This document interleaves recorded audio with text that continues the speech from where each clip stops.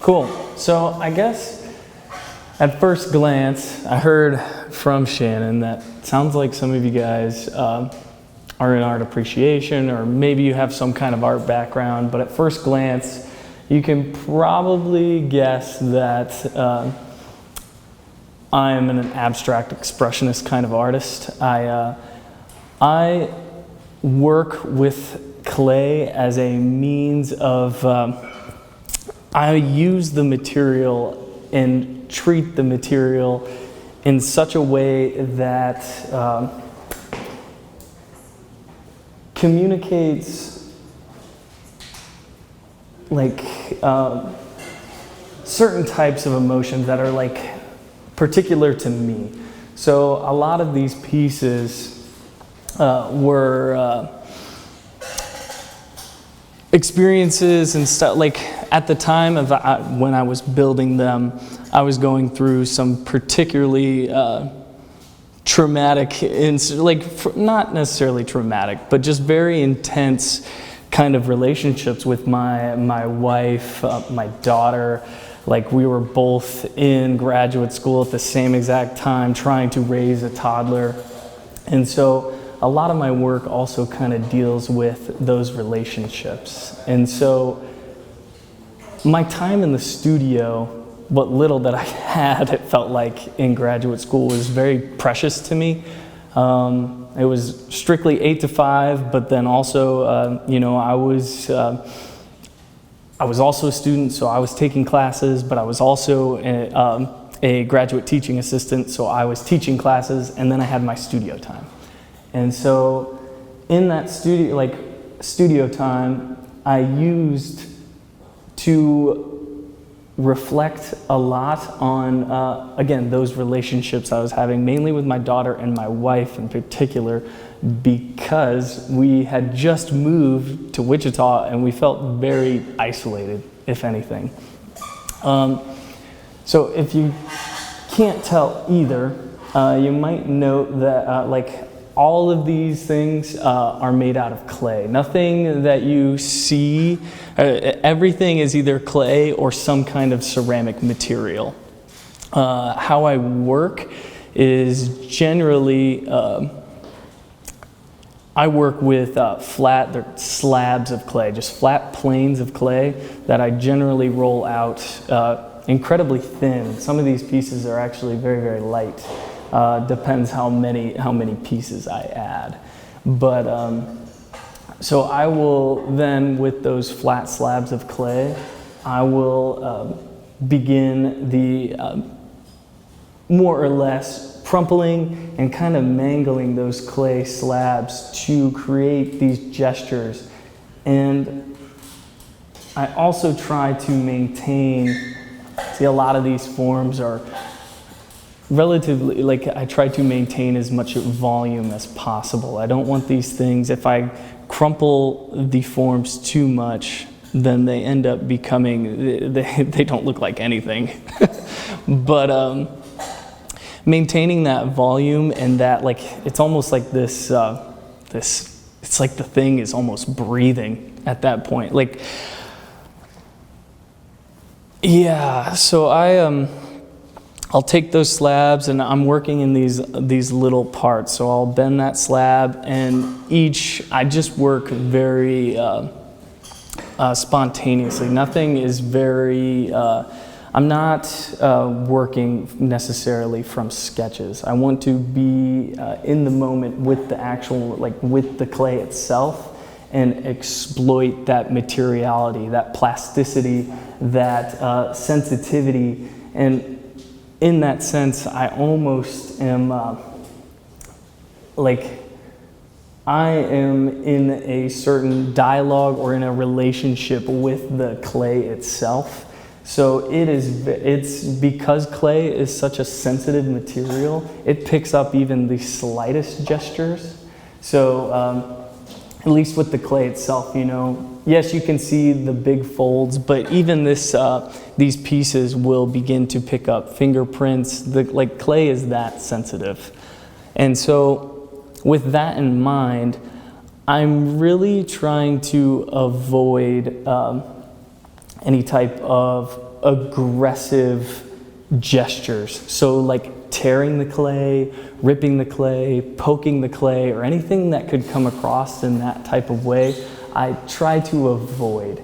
And that kind of ties into the historical and contemporary context of ceramics, mainly the historical. So in the 50s, there was a really large ceramic movement that was geared towards it was the abstract expressionist movement, right? But in ceramics, that was heavily impacted by veterans coming back over from World War II overseas to take advantage of the GI Bill, and many of them, but some of them, maybe not many of them, but some of them became artists. And a lot of the trauma that they were experiencing over there came back into their work. So you'll see some of my big inspirations, if you will, is an artist that goes by, his name is Peter Volkus. And so he, took an entirely different approach that was very much, at least nowadays, looked at, it was rooted in a lot of toxic masculinity. And so his gestures, I'm not trying to diminish what Volkus did either, right? What he did was incredibly influential. Like, just the fact that, what he was doing, with what I kind of relate to as just releasing, he was just trying to release his emotions that he had almost bottled up. Whereas my approach is a little bit different. I'm not just trying to express my emotions and just get them out there. I'm more interested in developing my emotional intelligence.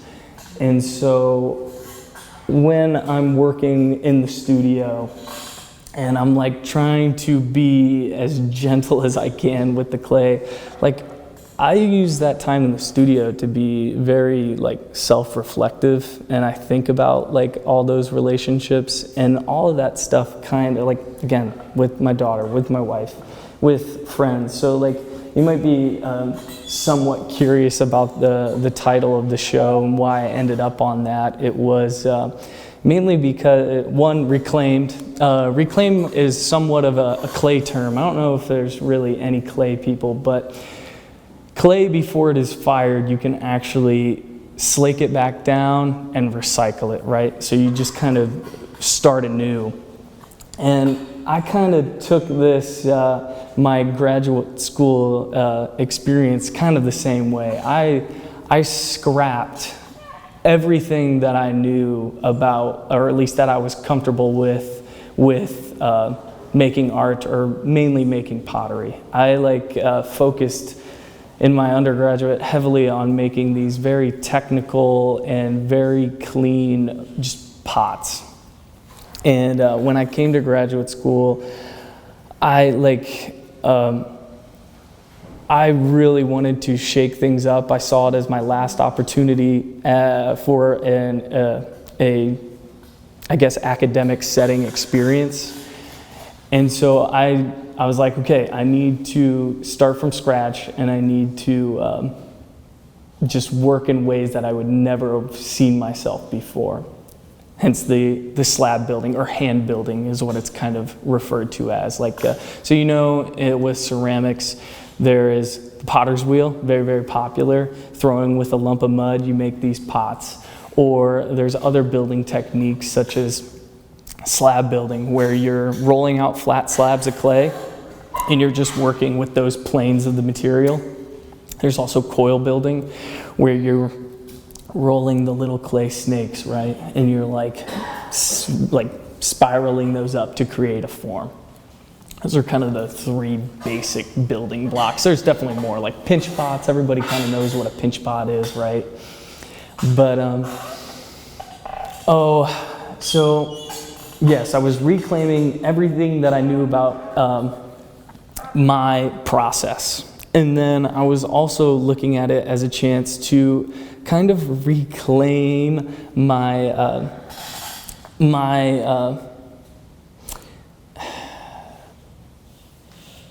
I guess my emotional awareness and my masculinity, if you will. Like, if anything, I was raised incredibly emotionally immature. Like, I didn't realize what, I would just, I was the type of person that I feel like I would just react to everything, not necessarily in a bad way every time, but like I couldn't process my emotions. And so by using my time in the studio, I was trying to basically get a better grasp on that, right? I also kind of looked at it as a chance to reclaim some of my lost friendships over the just years and time in the studio. Time in the studio, especially like when you're working with a group of artists, like it gets competitive and you kind of separate and you guys butt heads a lot. And so I ended up kind of taking like even that like my work in the studio isn't just about like me like trying to make these to make a buck. Like I'm trying to actually impact my own life. And it's like, it really has, like some of those people that I ended up just kind of disconnecting from in graduate school, like where the fact that we can be on talking terms now is huge.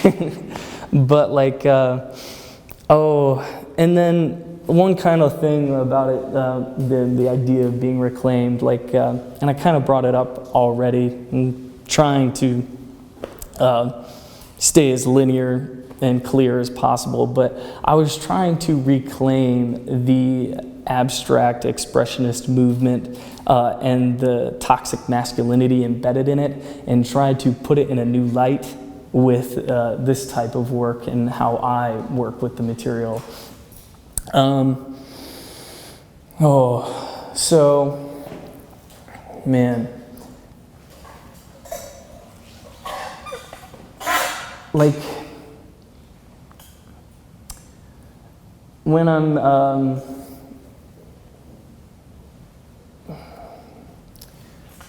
might as well go ahead and pass this around. So, like, one of the things that, like, at least with this type of work, I really miss one of the things with clay, or at least with my connection, I'm still tied to pots. Like I can't shake like pottery. It is just so embedded into ceramics. And that is like, I feel like the main thing is the fact that you can touch the things. This, in a sense, like kind of hurts me that you guys can't pick these up necessarily without fear of breaking them or anything. So I did end up bringing one of these. You guys can pass that around.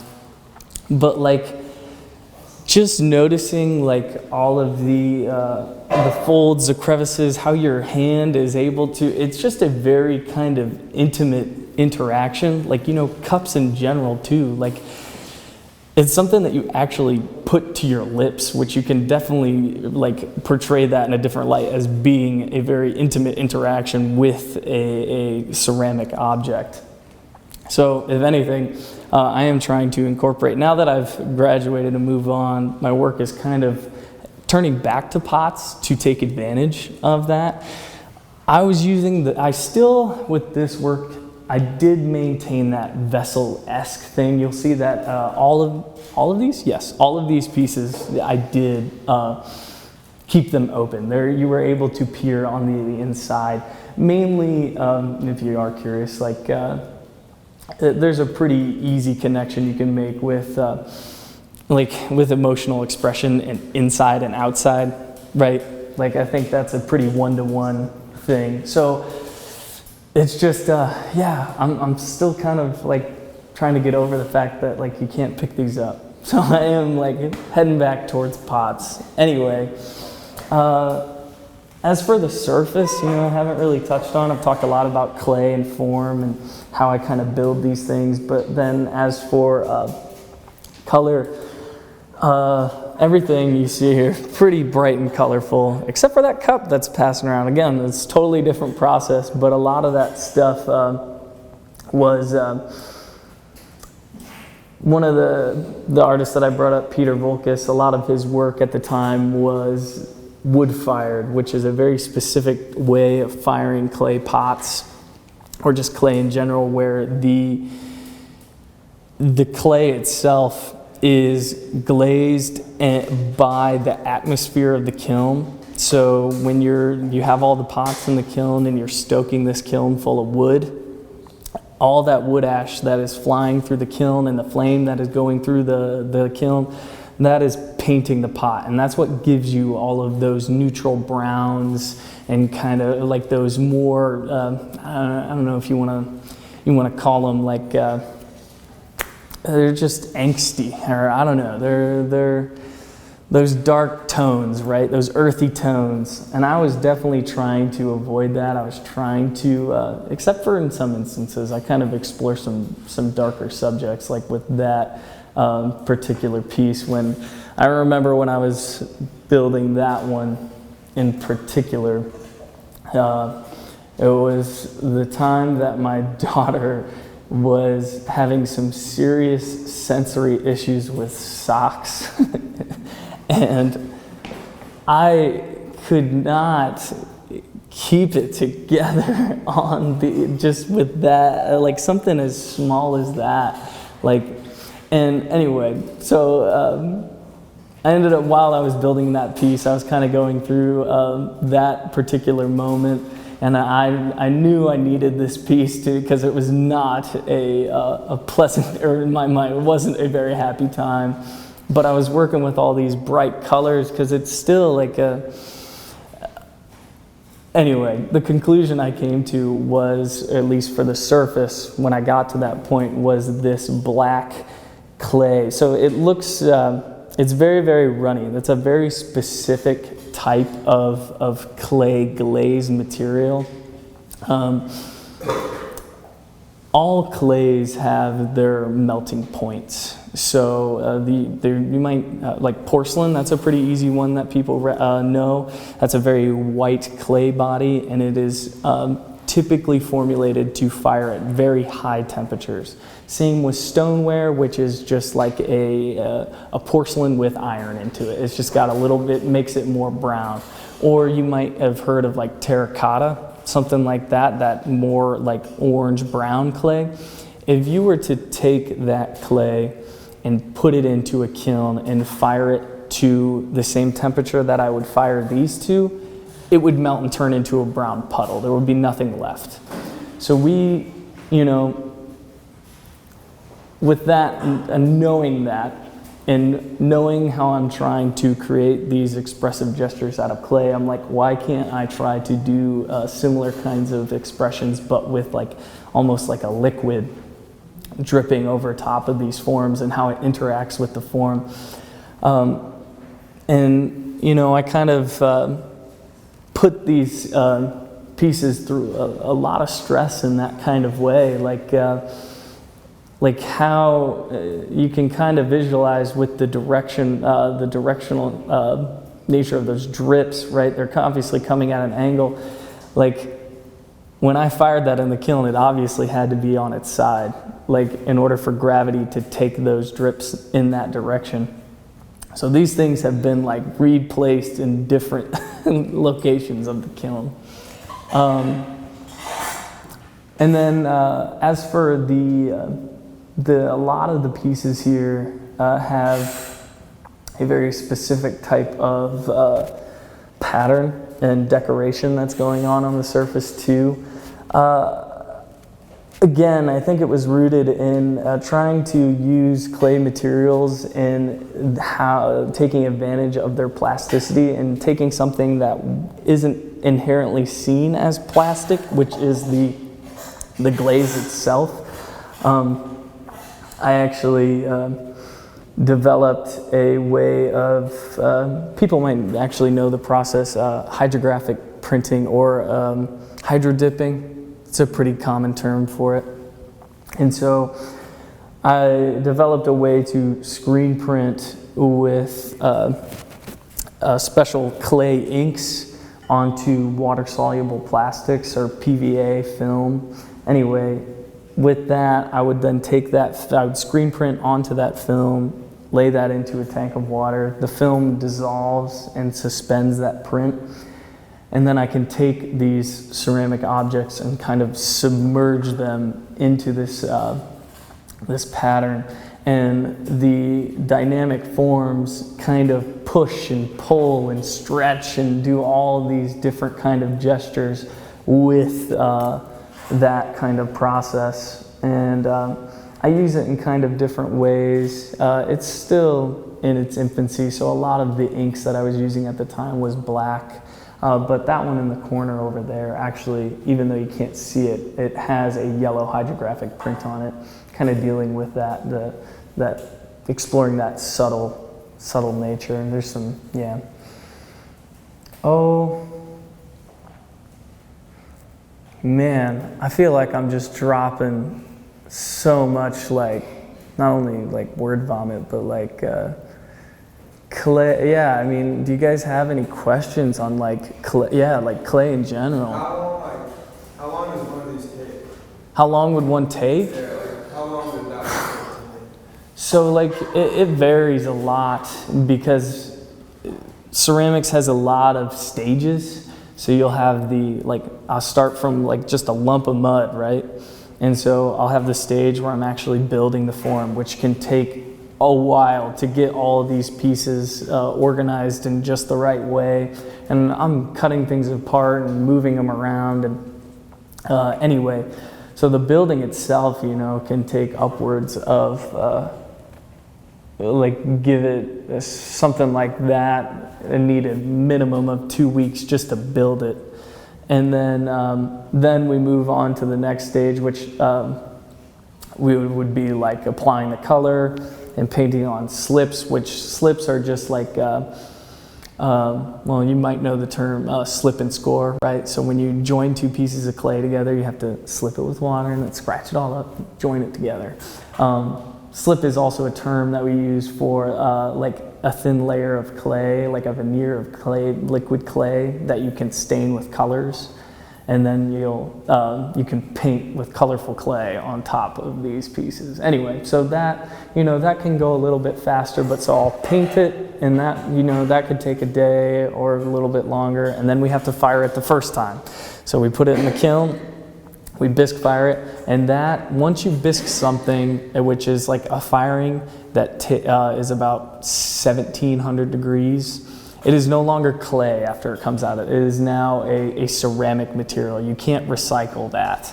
So then you go about, then you'll like apply any type of glaze. So on the inside, I kind of line them with different colors of glazes. Like this one, I believe has red. Some of them have black. And anyway, so you'll line them. They'll get fired again. I'm just running on with it, but by the time I'm done with that, that thing has been in the kiln about 3 separate times, and it can take anywhere from like a month to finish a piece that big. So, and again, it depends on how much time you get to, right? Like clay also has a time limit. You can do your best to control it by covering it up in plastic, trying to keep that moisture, but yeah, you have to really, like, when you're working in a clay studio, you have to be very aware of the clay. Like, otherwise it's gonna do something you don't want, and once it gets to a certain point, there's no coming back. Yeah. So you use like a lot of color in your pieces, but specifically this one on the right, why did you only incorporate just one color and not like multiple? Yeah, so I mean, this was when I first started, like, because when I first started putting the colors on there, I was like so confused on what it was, like how was I going to like like what kind of surface I knew I wanted to use bright colors, but I would kind of come at it with like a painterly approach, and the forms are so complicated. I'm like, I cannot well, one, anything with a brush, trying to paint these form, there's so much going on with the form itself. I just couldn't, like, one, it was extremely difficult to paint. Two, it was like, I didn't want to disguise the form because I was so interested in that clay and that movement in the surface. So I stuck to, in the beginning, I stuck to kind of a monochromatic, or like just a single color. Like, so that way I didn't disguise the movement of the form. And then later on, like towards the end, like we can point out like this one, that one, and yeah, I think those are really the only two. I started like breaking the form up a little bit more, but you can still see like I tried to keep the color designated to the individual like pocket or little form, right? I didn't want to disrupt those kind of edges because it becomes almost too much to digest with your eyes. You just kind of get lost. Yeah, that's a good question. That's always been one that like color was definitely one of my at least in graduate school, like during graduate school, I was very like shy to explore color. It was hard because a lot of the stuff I did in undergraduate was like that cup, like where the kiln does majority of the work for you. Now I had to make the decision. I forced myself to make that decision, and that's what I ended up doing. Yeah. I know with glaze, you have to do like multiple layers of it, and you can't really tell like how many layers you have on there. For that piece specifically, how many layers of like the reddish orange did you know how to do with that color? Sorry, this reddish orange? Yeah. So that's just it, right? Like, so this particular piece, this is a very specific type of glaze, and it did not look like this when I was on here. I'm gonna pick this thing up because it's mine. So, kind of talking about, again, like how I positioned that one in the kiln and how gravity takes that clay glaze. This piece in particular, when it was in the kiln for this, we'll just use the I guess it's not like a slang term, but like in the clay world, it's known as gloop, which is just like we gotta figure out a better term for it. But anyway, up here was a solid clay log, and as the kiln reached temperature, it all just kind of dripped and ran down the side of this piece. So it was like, in the kiln, there was just a very thick coil of clay up on this shoulder. So that one, it's not like layers of glaze, it's just a chunk of glaze that runs because it's formulated to melt at a lower temperature. And so that's why it kind of drips like that. Versus like I think the typical glaze that you're thinking of, like it's kind of subtle on this one too, but I lined the inside of this one with this really matte yellow glaze. You can kind of see the fingers that came out when I dumped the glaze back out. But like typically with that, you only need like one coat. So I just scooped up a cup of glaze, poured it in there, and then shook it around and then dumped it out. Once it like coated that surface. Glaze is a very, very thin coating. It's not much by any means. Some commercial glazes, they recommend you put like multiple coats on, but that's because they add like thinners and stuff. This is like, clay and glaze are the same exact thing. Like they're no different. They're all ceramic materials. And once, the only thing that makes glaze different than clay is the amount of flux, the thing that makes it melt. And the consistency. So glaze is made into a liquid, and clay is like a solid, right? That's the difference. And then for glazes, we add an oxide, which is like a pigment, an earth metal, like cobalt will make blue, and you throw that into the glaze, and that will give you a blue glaze. Versus this yellow one. Gets a little confusing, but that one is still like a mineral-based colorant, but it's a manufactured pigment that is made to be yellow. So, yeah, they kind of, yeah, glazing. Yeah. Yeah. Can you talk about empathy in the title? Empathy. So I think, if anything, I was like, I remember going to, because I was so like emotionally uneducated, I almost felt like I couldn't even, I felt like I didn't even know what empathy was. And I remember this day that I went to my therapist and was talking to my therapist about like just what empathy was. And then we dove into all these emotional, he had this deck of cards that was like all of these different emotions. And it was a very, very it was a very, very eye-opening moment for me. But I think the conclusion that I came to, at least, was I think yes, I was I was an empathetic person, but again, I just I didn't know how to read my own emotions. I think I was just the very typical, I guess. If you want to call it a male thing, we just relate everything to aggression, right? And so I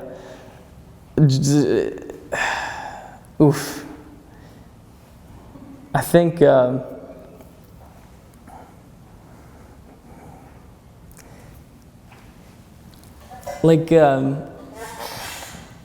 I knew what I was experiencing. That's what I should say, is what I didn't know at the time, that I wasn't only experiencing aggression. I was experiencing a very complex set of emotions, right? It wasn't just aggression. And so, I think that's definitely one way to answer your question. But empathy is very, very, it's complicated.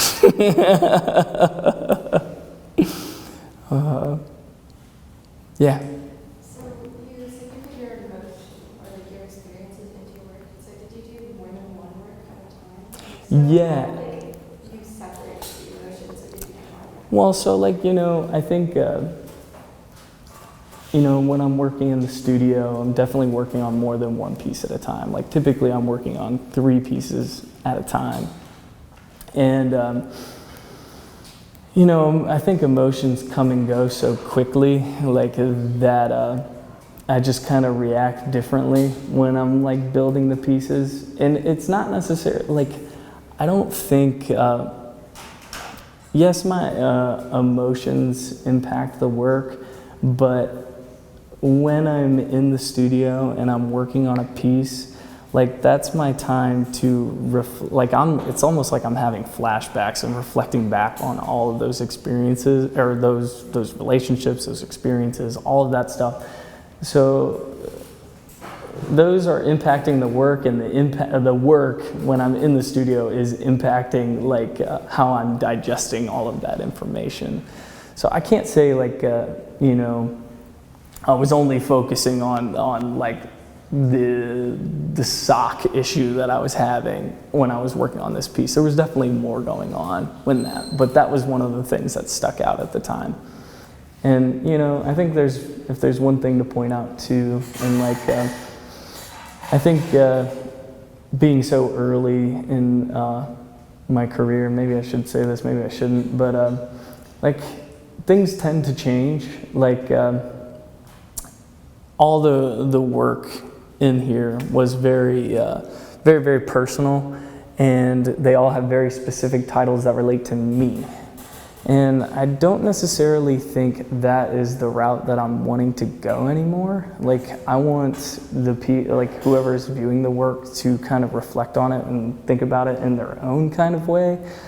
Having these kind of cryptic titles so that the title almost influences how you think about the thing.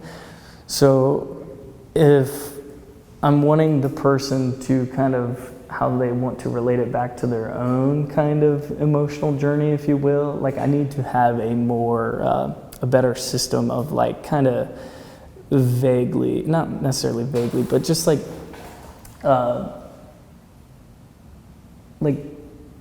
titles that were a little bit more generic. Hopefully not, they don't bore the people, but like something like even just calling this like crumpled composition parentheses with yellow bands. Something like that is like what I'm almost tempted to like start titling these, because like yes, these have a connection to, like, I don't know, like the fatherhood aspect that I put on these works isn't necessarily important to everybody, right? Like I think when people view artwork, they want something for themselves, not necessarily like what exactly was going on with me. So I don't know. There's still a lot to that is in the works, right? Like, and it always will be. Yeah. Yeah. So, you said that you put like a lot of emotion into a lot of these artworks. Is that like why they're all different colors? Like some of them are more vibrant, some of them are like darker and more dull. Yeah, definitely. Yeah, I mean, there's also a lot like with the color, but also like with the surface, right? Like there was a time, there's a few, I think there's at least 2, 3. You know, I was kind of going for a little bit more. I was like exploring different ways to like to rough up the surface without being so this piece, that one, and then the blue one actually over there in the corner was when I was experimenting with actually like sandblasting, and I would layer on colors of clay. So there was a white, on the blue one in particular, there was a white base with a blue top coat, and then I would and just like remove those layers. And you know, I'm not gonna say that like each color is like, yes, if you want to relate it to a very specific emotion, I think that's very open for interpretation. Like you can say that. I think the main thing that I was exploring with color was like how it was like what the color was doing to the form, and then just like the vibrancy of it all too. Like I was trying so hard to avoid those kind of earthier tones. Yeah. Yeah. I have a question for a student who left. Oh. You kind of touched on it with responding to Abby's question, but she was curious, you know, how the emotional processing you go through in the studio directly impacts the visual form that we see in the gallery today. Does that make sense? Sorry, one more time. How the emotional processing in the studio impacts the formal product, the finished formal product. Okay, yeah. So like, I think if anything, like,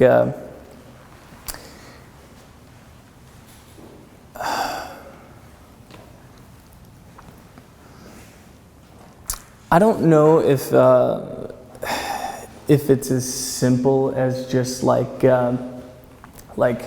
I was feeling this particular way in the studio, so I'm gonna come in and be like, I'm gonna be a little bit more aggressive with the material. But you know, I was also like trying to avoid that. Like I didn't want to. So I guess like what I'm trying to say is like with the, I'm hoping that the voluminous, the fluid, and the kind of crumpled, almost fabric-like in a way, like it's like those types of gestures to me link to a more like those gestures, the textures, everything kind of link more closely to this idea of like being emotionally aware and emotionally intelligent. So I don't think it's as simple as just like, like just going in and roughing the clay up because I'm feeling angry. Like that's not really how I work, because I'm trying to use that time and to, again, like to process and like, But that isn't to say like I'm not saying that I don't get angry, right, or frustrated. Like that definitely it definitely comes through. But it's like how you react to that frustration or that happiness, right? Like what are you gonna do with that? Not just like I'm gonna make it someone else's problem and have them. Yeah.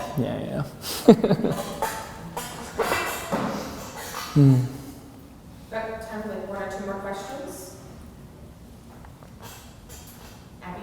Is there an artwork that like didn't turn out the way you wanted it to? Like, I know you said Oh man, all of them have their issues. I think none of these pieces are in my mind are like 100% perfect, and I think if it were, I'm like losing the point almost, right? Like embracing those qualities of the clay and how it reacts to the firing, I think I embrace all those kind of issues, like the back side of this one. You'll notice like there's a lot of cracking or crawling, which is kind of a defect in ceramics of the slip. This one in particular totally fell over in the kiln. That was a vertical piece and totally fell over in the firing because the soft slabs or the thin slabs couldn't support the weight at that temperature. So it totally fell over in the kiln. This one, you've got some slip chippage going on at the bottom. There's there is one that is totally enclosed. I remember when I did try some totally non-open ones, and I don't know, there's a lot of issues going on in here, but I think if anything that just adds to that complexity of human emotions, if anything, right? If you want to make that metaphor, that connection, kind of. I was wondering, looking at all these pieces, I noticed that the checkered one is the only one that has a metallic color to it, the chrome. You're missing one. It's hiding from you. There's there's a little bit on the pink too. So that's sorry, you can finish. You were just wondering what was going on there. Yeah, it was definitely kind of got inspired by another of my big inspirations is John Chamberlain, who another crazy toxic man in the sculpture world, let me tell you. He works in metal a lot of the time. He makes these he kind of puts them in a different light, right?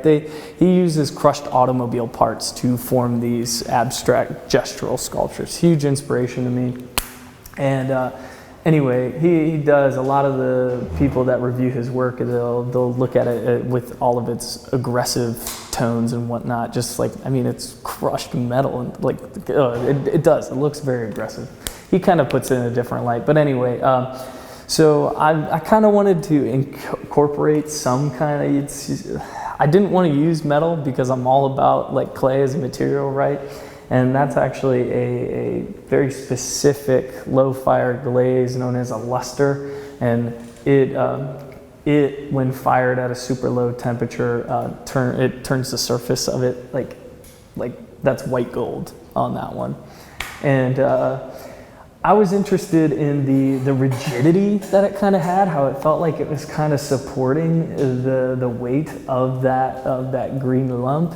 But then also, like with that one, I didn't necessarily use it for that purpose. I was kind of that piece back there was definitely it was, again, I think that one was linked to my daughter quite a bit, and I was thinking of almost like the preciousness of that metal too.